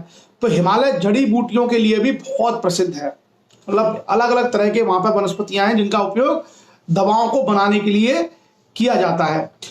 हिमालय में जैसा मैंने कहा कि हिमालय का एक बहुत बड़ा आर्थिक महत्व है। हिमालय में बहुत बड़ी संख्या में वन संपदा है, बहुत बड़ी संख्या में क्या है, वन संपदा है, फॉरेस्ट हैं, और उनकी लकड़ी का प्रयोग अलग अलग चीजों में होता है। आपने देखा होगा कि दरवाजे बनाने हो, कुछ भी बनाना हो, फर्नीचर के जो काम होते हैं, तो हिमालय में प्रचुर मात्रा में वन संपदा है। उसका उपयोग किसमें होता है, लकड़ी उद्योग में। तो लकड़ी उद्योग भारत की इकोनॉमी को जो है एक तरीके से क्या सपोर्ट करता है, भारत की अर्थव्यवस्था के लिए बहुत उपयोगी है कि हिमालय की लकड़ी का प्रयोग अलग अलग चीजों को बनाने में किया जाता है। उसके अलावा जैसा मैंने कहा, जल विद्युत, हाइड्रो पावर जनरेट करने का भारत में एक ही एरिया है। मेनली भारत में केवल हिमालयी क्षेत्र में ही जल विद्युत का उत्पादन हो सकता है, क्योंकि बाकी जगह नदी को ऐसे रोकना और उसके पानी को नीचे गिराना पॉसिबल नहीं है, क्योंकि समतल एरिया में नदी में बहाव तेज नहीं होता है। हिमालय में एकदम घाटी से नीचे नदी गिर रही है, डैम बना दिया और उसके नीचे गिर रही है, तो जल विद्युत का निर्माण करना आसान हो जाता है। तो इसलिए आपने देखा होगा कि आमतौर पर जो हिमालय के राज्य हैं, उन राज्यों में बिजली को लेकर कोई समस्या नहीं है। खास करके आप देखना, हिमाचल प्रदेश में इतनी ज्यादा बिजली बनती है कि वहां पर 24 घंटे बिजली हर गांव में रहती है। उत्तराखंड में 24 घंटे बिजली हर गांव में रहती है, और इनके पास इतनी ज्यादा बिजली है कि वो अपनी बिजली बेच भी देते हैं। तो जल विद्युत एक बहुत बड़ा एनर्जी का सोर्स है। कहां पर, हमारे हिमालयी क्षेत्रों में। हिमालय क्षेत्रों की नदियों के प्रवाह का उपयोग करते हुए उसको हाइड्रो इलेक्ट्रिक में कन्वर्ट किया जाता है, और इस कारण से जल विद्युत बहुत आसानी से वहां पर बनाई जाती है। और उसी के कारण से आपने देखा होगा कि हिमालय के जो तराई के एरियाज हैं वह काफी उद्योग विकसित हुए हैं। जैसे देहरादून में देखिए आप, ऋषिकेश में देखिए आप, हरिद्वार में देखिए आप, काशीपुर में आप देख सकते हैं, उत्तराखंड में रामनगर में देख सकते हैं, ऊधम सिंह नगर में आप देख सकते हैं। बहुत सारे आपको इंडस्ट्रीज मिलेंगे इस एरियाज में, क्योंकि वहां विद्युत की सप्लाई बहुत आसानी से हो जाती है और रिसोर्सेज को वहां पर डेवलप करना आसान हो जाता है। क्लियर। उसके अलावा हिमालय का, जैसे मैंने कहा, ठंडे प्रदेश हैं, तो पर्यटन स्थल के रूप में भी हिमालय बहुत उपयोगी है। बर्फ आपको देखनी हो, गर्मियों में आपको टूरिज्म करने के लिए जाना हो, तो बहुत सारे एरिया है, जैसे श्रीनगर है, गुलमर्ग है, आपका लद्दाख है, आपका लेह, उसके बाद आप इधर आइए, शिमला है, लाहौल स्पीति है, उसके बाद चंबा है आपका, उसके बाद आप उत्तराखंड में आएंगे तो आपको केदारनाथ, बद्रीनाथ, औली, ऋषिकेश, रुद्रप्रयाग, कर्णप्रयाग, देवप्रयाग, नैनीताल, उसके बाद आप देखेंगे मसूरी, शिमला, कुल्लू, मनाली, दार्जिलिंग, नॉर्थ ईस्ट में बहुत सारे क्षेत्र आपको पर्यटन गंतव्य के रूप में दिखाई देंगे, गंगटोक इत्यादि। तो हिमालय क्या है, हिमालय भारत की सुरक्षा भी करता है, हिमालय जलवायु को भी प्रभावित करता है, भारत की जलवायु को भी, और जल विद्युत का निर्माण करता है। इकोनॉमी में बहुत बड़ा रोल हिमालय का है कि बहुत सारी चीजें वहां पर मिलती है, जिसके कारण से आपने देखा होगा कि एक रिसोर्सेस वहां जनरेट होता है। उदय सिंह समाज सेवक का कहना है कि मैं त्रिपुरा राज्य में 4 साल तक रहा हूं, वहां मार्च से लेकर अक्टूबर तक बारिश देखी है, मानी मार्च से लेकर अक्टूबर तक बारिश होती है त्रिपुरा राज्य में। तो जैसा मैंने कहा ना कि मानसून सबसे पहले उसी एरिया में टकराता है, और इस कारण से वहां बारिश अधिक होती है। धर्मशाला पड़ता है हिमाचल प्रदेश में। धर्मशाला में क्या है कि धर्मशाला में दुनिया का सबसे ऊंचा क्रिकेट स्टेडियम है। मैं आपको एक इंटरेस्टिंग फैक्ट बता रहा हूं, कभी कभी आईपीएल के मैच धर्मशाला में होते हैं और कभी कभी इंटरनेशनल क्रिकेट मैच भी धर्मशाला में होते हैं। तो अगर कोई आपसे ये सवाल पूछता है कि दुनिया का सबसे ऊंचा क्रिकेट स्टेडियम कौन सा, सबसे ज्यादा हाइट पे, ऊंचाई पे, तो वो हिमाचल में धर्मशाला का जो स्टेडियम है वो दुनिया का सबसे ऊंचा क्रिकेट स्टेडियम है, धर्मशाला। ये भी आपको एक इंटरेस्टिंग फैक्ट है, काम आएगा। और आईपीएल वगैरह के मैच भी शायद वहां शुरू होंगे, और इंटरनेशनल स्टेडियम है वो। क्लियर। तो ये सारी की सारी हिमालय की खूबियां हैं। उसके अलावा हिमालय का जो सबसे बड़ा महत्व है वो है नदियों का उद्गम। हिमालय का जो सबसे बड़ा महत्व है वो है हमारा नदियों का उद्गम। और हिमालय में तीन जो नदी हैं, तीन जो नदियों का जिसको हम बोलते हैं नदी तंत्र, रिवर सिस्टम, वो भारत के लिए बहुत ही महत्वपूर्ण है। भारत नहीं बल्कि पाकिस्तान के लिए भी और बांग्लादेश के लिए भी तीन जो नदियां हैं, तीन नदियों का जो तंत्र है वो बहुत ज्यादा महत्वपूर्ण है। और वो तीनों नदियां हिमालय से निकलती हैं। और आप ये मान के चलिए कि हिमालय से निकलने वाली नदियों के माध्यम से ही कम से कम नहीं तो 30 से 40 करोड़ लोगों के लिए एक तरीके से वरदान है।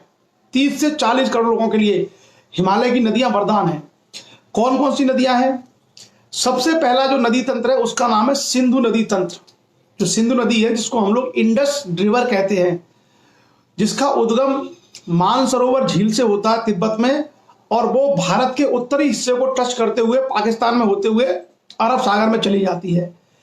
इस सिंधु नदी की कई सारी सहायक नदियां हैं और बहुत सारे जिसको बोलते हैं नदी तंत्र, रिवर सिस्टम डेवलप होता है। उस रिवर तंत्र में जैसे मैंने चर्चा की कि सिंधु नदी के बाद झेलम नदी है। झेलम नदी कश्मीर के लिए बहुत महत्वपूर्ण है। झेलम के बाद चेनाब नदी है।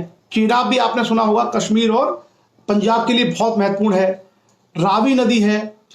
व्यास नदी है। व्यास नदी हिमाचल प्रदेश में बड़ी प्रसिद्ध नदी है व्यास। और सतलज नदी, ये व्यास और सतलज पंजाब की जो उर्वर भूमि है उसके लिए जीवनदायिनी है। जो पंजाब है, पंजाब जो क्षेत्र है जो भारत के सबसे उपजाऊ क्षेत्रों में से एक है एग्रीकल्चर के दृष्टिकोण से, तो जो वो बनता है आपका सतलज और व्यास नदियों के माध्यम से। भाखड़ा नागल जो बहुत बड़ा सबसे ऊंचा डैम है वर्ल्ड का, भाखड़ा नंगल, ये भाखड़ा नागल जो डैम है वो किस पे बना हुआ है? सतलज नदी पर ही बना हुआ है। तो इसके माध्यम से पूरे पंजाब में खुशहाली हरियाली है, क्योंकि इन्हीं नदियों से नहरें निकाली गई हैं जिसके माध्यम से पूरा पंजाब और हरियाणा तक वो पानी पहुंचता है। तो एक तो खासियत ये है कि जो सिंधु नदी तंत्र है, इससे ये वाला जो हिस्सा है हिमाचल, पंजाब, जम्मू और कश्मीर, ये पूरा का पूरा एरिया और कुछ हरियाणा का क्षेत्र है जहां तक ये सारी चीजें मिलती हैं। उसके बाद हम आगे बढ़ेंगे। अगला जो नदी तंत्र है उसका नाम है गंगा नदी तंत्र, गंगा रिवर सिस्टम। गंगा को आप जानते ही हो, गंगा को लोग सबसे पवित्र नदी मानते हैं, मोक्षदायिनी मानते हैं। गंगा नदी का जो उद्गम है वो गंगोत्री ग्लेशियर से होता है उत्तराखंड में, और उसी के थोड़ा सा पास से एक और नदी पश्चिम से निकलती है जिसको हम लोग यमुना कहते हैं। वहां पर एक यमुनोत्री ग्लेशियर है, वहां से यमुना निकलती है। और ये गंगा और यमुना समानांतर एक दूसरे से दूरी बनाते बनाते बनाते काफी दूर तक बहती है, प्रयागराज इलाहाबाद तक, उत्तराखंड से निकल के इलाहाबाद तक ये बहती हैं। उसके अलावा इनकी बहुत सारी सहायक नदियां हमें दिखाई देती हैं जो हिमालय से निकलती हैं, जैसे रामगंगा है, गंडक है। ये बहुत सारी नदियां आपको जगह जगह मिलेंगी जो हिमालय से आकर के गंगा में मिलती हैं। इससे बनता है गंगा नदी तंत्र। और गंगा नदी तंत्र से आप देखेंगे कि उत्तर भारत के मैदानों का निर्माण होता है, जैसे उत्तर प्रदेश, हरियाणा, बिहार, यहां आपने देखा होगा बहुत बड़ी मात्रा में मैदान है, प्लेन एरियाज हैं जहां अलग अलग तरह की खेती होती है। तो जो ये सारे जो मैदान बनते हैं, ये सारे मैदान बनते हैं गंगा नदी के द्वारा लाए गए जलोढ़ अवशेषों से। जो गंगा नदी से जो जलोढ़ आते हैं, जो अवसाद जो आते हैं, कट छट के पहाड़ टूट के, मिट्टी टूट के जो बनती है, इन्हीं से लाखों वर्षों में ये मैदान निर्मित हुए हैं। और आज बहुत उपजाऊ भूमि इसको कहा जाता है। इसमें तमाम तरह की फसलें आप देख सकते हैं। और साथ ही साथ खेती के अलावा, मैदान निर्माण करने के अलावा पेयजल का एक बहुत बड़ा स्रोत हमको ये गंगा नदी तंत्र मिलता है। इसके माध्यम से इस क्षेत्र में पेयजल इत्यादि की आपको व्यवस्था देखने को मिलती है। सारी की सारी बहुत सारी नहरें आपको इस क्षेत्र में, नहरों का आपको जाल दिखाई देता है। तो जो गंगा नदी तंत्र है ये भारत की एक बहुत बड़ी आबादी को प्रभावित करता है। बहुत बड़े क्षेत्र से गंगा नदी निकलती है और यहाँ आपको तमाम बड़े बड़े शहर, तमाम बड़ी बड़ी सभ्यताएं और बहुत बड़े क्षेत्र में आपको मैदानी एरिया मिलेंगे जिसमें अच्छे स्तर पर खेती बाड़ी की जाती है। तो हिमालय का ही ये विशेषता है कि गंगा का जो उद्गम है, यमुना का जो उद्गम है या रामगंगा का जो उद्गम है, ये कब हिमालयी क्षेत्र से होता है। और हिमालयी क्षेत्र से आते आते ये सारी चीजें नीचे आकर के मैदानों का निर्माण करती हैं। और आपको पता है कि इसी मैदान में होने वाले अन्न से भारत का एक तरीके से जीवन चलता है। इतने बड़े मैदानों का निर्माण ये नदियां करती हैं।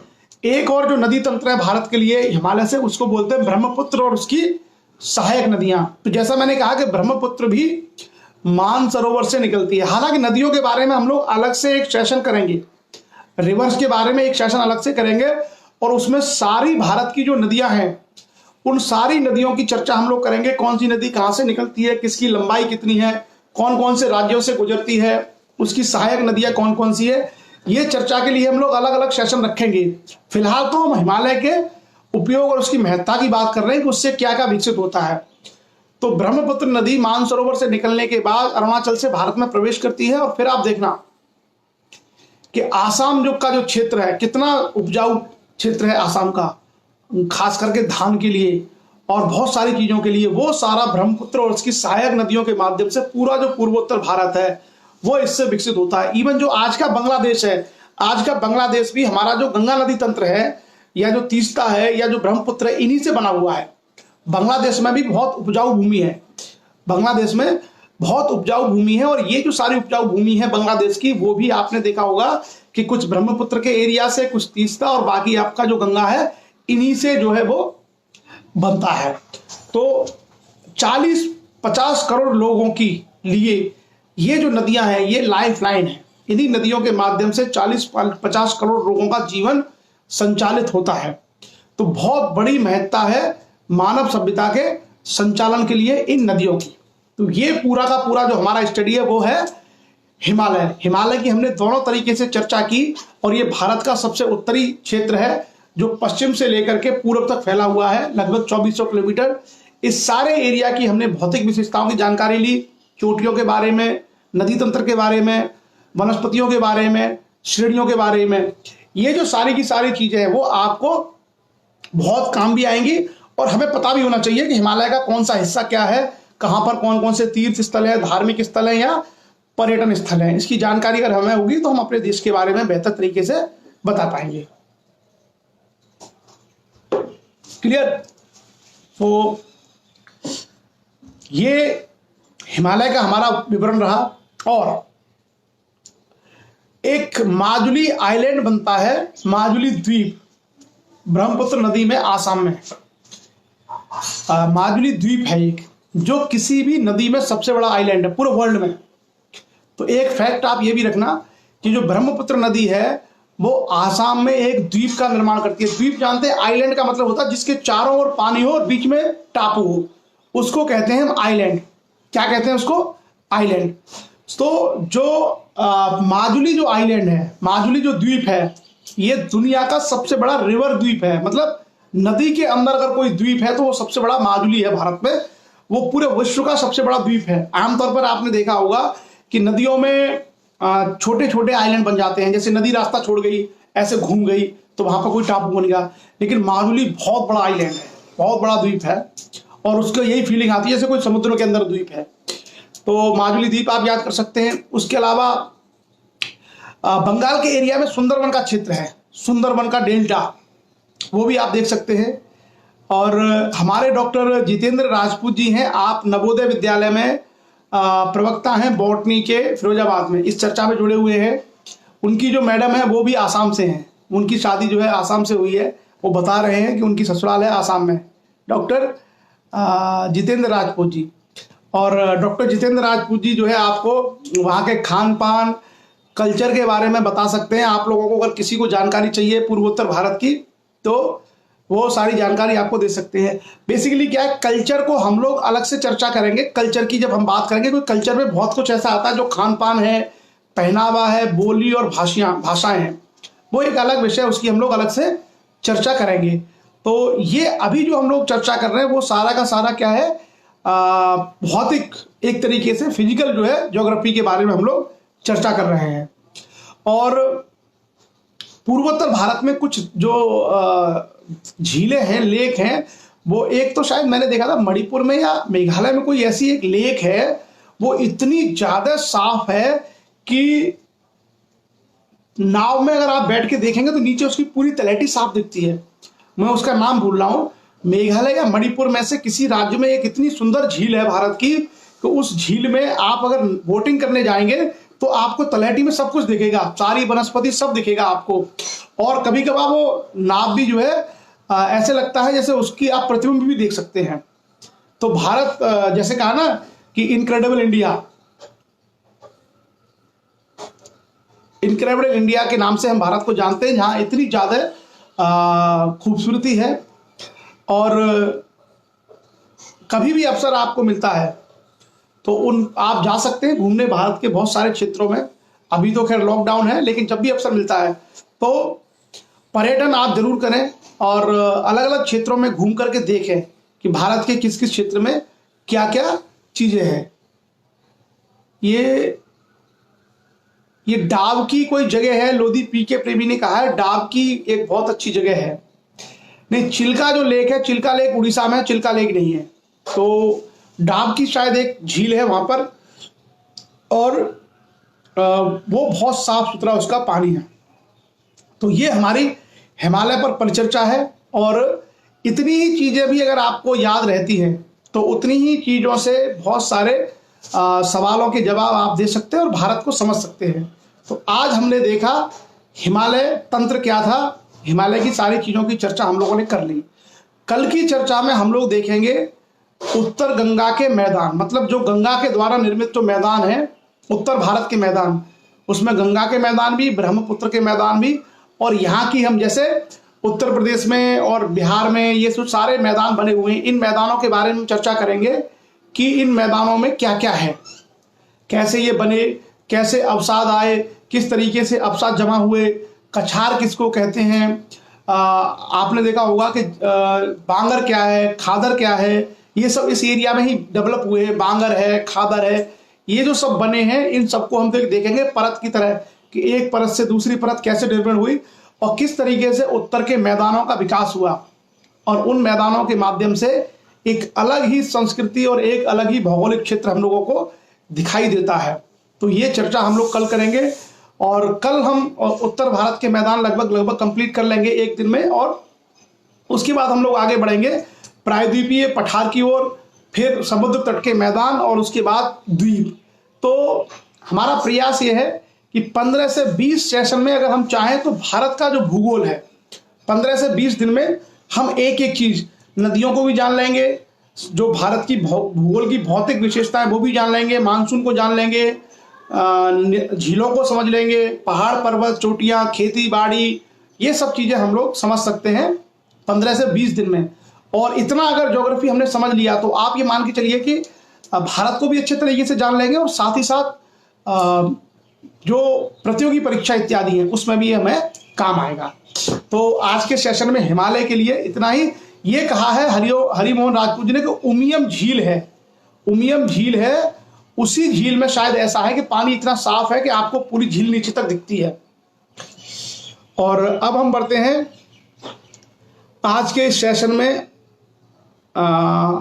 कविता सेशन की ओर, काव्य पाठ की ओर हम बढ़ेंगे। और आज हम लोगों के पास जो कविताएं हैं उसमें हम देखते हैं किस किस की कविता हम लोगों को मिली हुई है। एक कविता हरिमोहन राजपूत जी की है इटावा से, और दूसरी कविता कटनी मध्य प्रदेश से हमारे डॉक्टर नारायण पटेल जी की है। तो दो कविताएं हम लोग आपके बीच में रखेंगे, छोटी छोटी। और मेरा आप लोगों से एक थोड़ा सा निवेदन है कि कविता लेखन के कार्य में आप कभी किसी की धार्मिक आस्था को ठेस पहुंचाने वाले शब्दों का प्रयोग ना करें, किसी जाति समूह संप्रदाय की भावनाओं को ठेस पहुंचाने वाले शब्दों का प्रयोग ना करें। हम अपनी कविता को इस माध्यम से कहें कि हमारी बात भी हो जाए और किसी की भावनाएं आहत ना हो, क्योंकि हमारा एक कार्य यह भी होता है कि हम बड़ा संतुलन बना करके कार्य करें। तो हमेशा जब भी कविता लिखें, कविता में इस तरह की शब्दावली का प्रयोग करें जो शब्दावली सार्वजनिक रूप से स्वीकृत हो। इस चीज का हम लोग विशेष ध्यान रखें। तो सबसे पहले हम कविता पढ़ेंगे हरिमोहन राजपूत जी की। ये आज बदलते सामाजिक परिदृश्य पर उनकी कविता है। बदलते सामाजिक परिदृश्य की तरफ से एक कविता है। ये अशोक सिंह राजपूत जी शायद बुंदेलखंड के रहने वाले हैं, और इनका ये कहना है कि सर पर्यटन की दृष्टि से बुंदेलखंड भी एक अच्छा विकल्प है।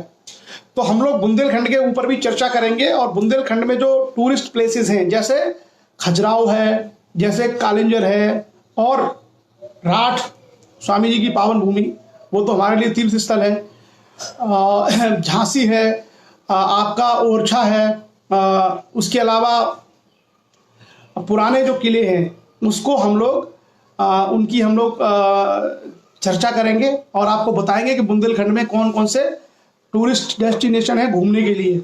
और बुंदेलखंड में काफ़ी अच्छी जगह है घूमने के लिए, खास करके माता टीला डैम हो गया, ओरछा हो गया, झांसी हो गया, आपका स्वामी ब्रह्मानंद जी की पावन भूमि राठ हो गया, कालिंजर का किला हो गया, और सबसे ज़्यादा खजुराहो। ये काफ़ी प्रसिद्ध जो है पर्यटन स्थल है, खास करके जिनका हिस्ट्री में इंटरेस्ट है, भारत के इतिहास और संस्कृति में जिनका इंटरेस्ट है, उनके लिए बड़े अच्छे पर्यटन स्थल बुंदेलखंड में है। और बुंदेलखंड को वीर भूमि कहा जाता है, वीरों की भूमि।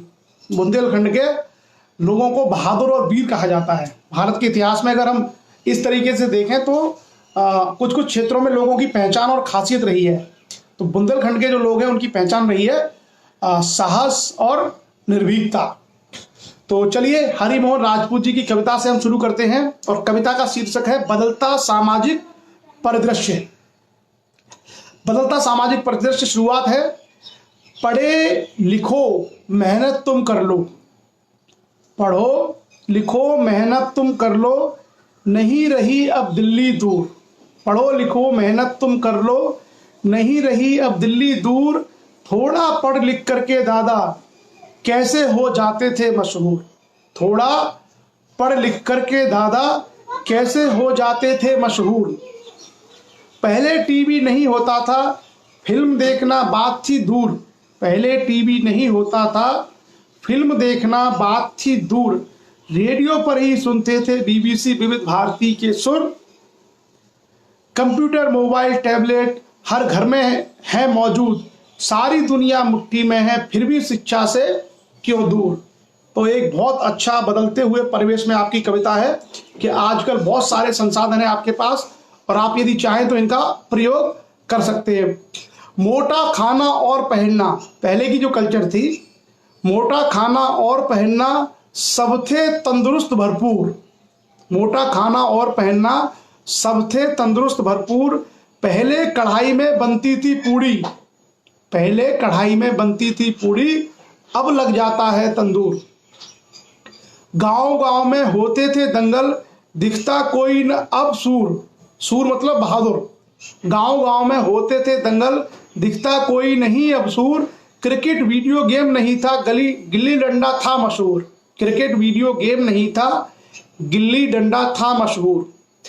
जिसके घड़ी हाथ होती थी, रखता था जैसे कोहिनूर। अगर किसी के पास घड़ी होती थी तो ऐसे रखता था जैसे कोहिनूर है उसके पास। बहुत कम लोगों के पास पहले रिस्ट वॉच यानी घड़ियां होती थी।